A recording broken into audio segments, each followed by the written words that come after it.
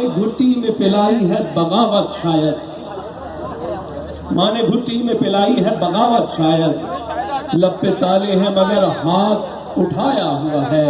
वजी सानी बहुत मोहब्बत के साथ।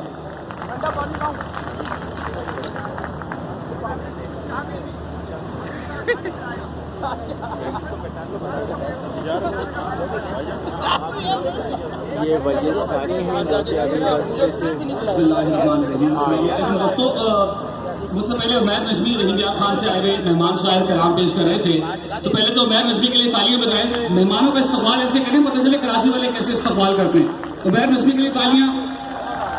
अब्बास तारुस भाई, रहमान फारिया, सुलक्षण का निवेद लाहौर से तशरीफ लाए, इन सबके लिए तालियां बजाइए प्लीज। 2-3 शेर और एक गजल आपकी खिदमत में पेश करूंगा। साहिब सदी की इजाजत।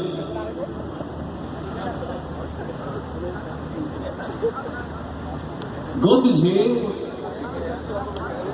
खींच के सीने से लगाया हुआ है,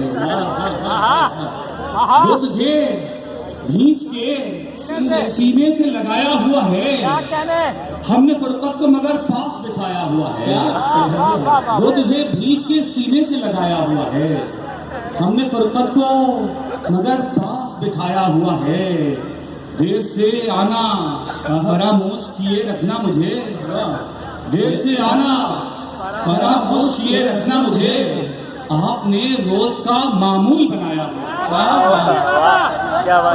वो तुझे भींच के सीने से लगाया हुआ है, हमने फुरकत को मगर पास बिठाया हुआ है। देर से आना फरामोश किए रखना मुझे, आपने रोज का मामूल बनाया हुआ है। और शेर देखिएगा कि इसकी मानो जो कहे कर लो अभी मत उलझो, इसकी मानो जो कहे कर लो अभी मत उलझो, दिल सा दरवेश अभी वज्र में आया हुआ है। इसकी मानो जो कहे कर लो अभी मत उलझो, दिल सा दरवेश अभी वज्र में आया हुआ है।